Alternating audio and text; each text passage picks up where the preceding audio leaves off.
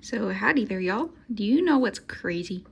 We started playing this bird game. It's called Wingspan, but it's about birds. But on all the bird cards, it shows the wingspan in centimeters of all the birds.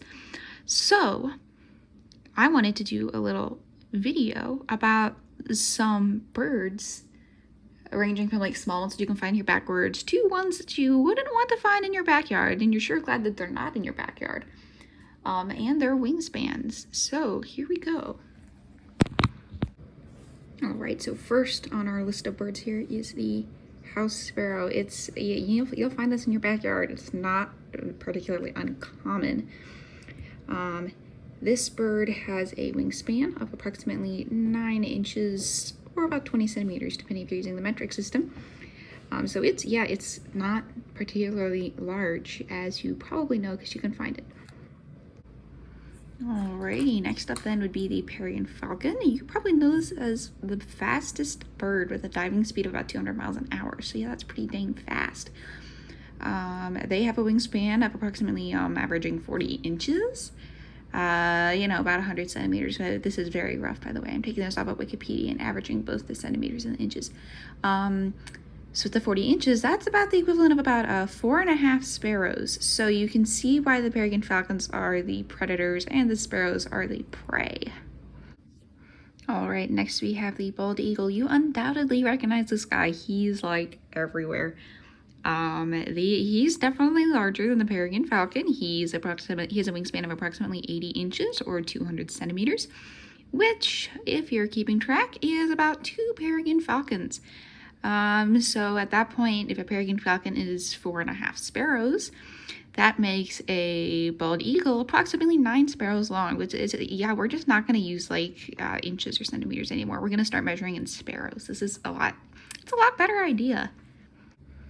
All right, so now we're really getting to some of the big boy birds here. So this is a wandering albatross. It has the largest wingspan of any bird that is currently alive. Which puts a wingspan at 120 to 140 inches, or about 300 to 355 centimeters. This is about the same as a bald eagle and a half. So, yeah, it's a little bit larger than your average sparrow. Okay, so now we're going a little bit farther back in time. This is Pelagonis. It's a bird that went extinct. It's thought to be one of the biggest birds, not reptiles, birds that ever flew around in the sky. Its wingspan is approximately 260 inches, or about 650 centimeters. This is twice the size of our current largest bird. These things were freaking huge. It's insane to think about. Alrighty, we got one last friend here. This is a Quetzalcoatlus. This is not a bird, it's a reptile.